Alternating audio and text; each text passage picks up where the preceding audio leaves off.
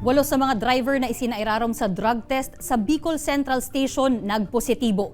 Mantang 4 na iba pa arestado sa magkakasuway na operasyon sa Calabanga, Naga City. Tutukan sa report ni Chris Novelo.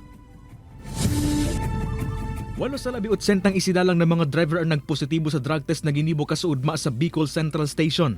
Susog sa Land Transportation Office, kinababalihan ini kan 5 bus drivers, 2 tricycle driver asin sarong konduktor.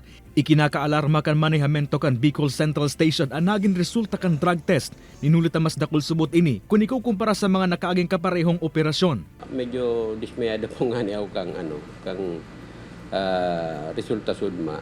Pero ngunyan medyo halangkaw, kumbaga halangkaw si resulta, kaya medyo dismayado kitang dikit.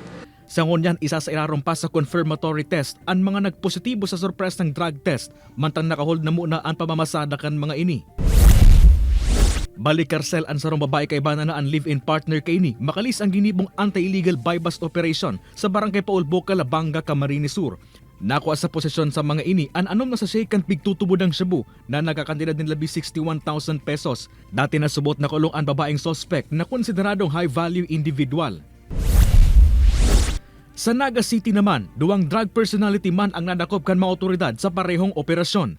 Nakuha man sa mga ini ang 5 sa shaken pigtutubod ng Cebu na nagkakantidad 6,000 pesos.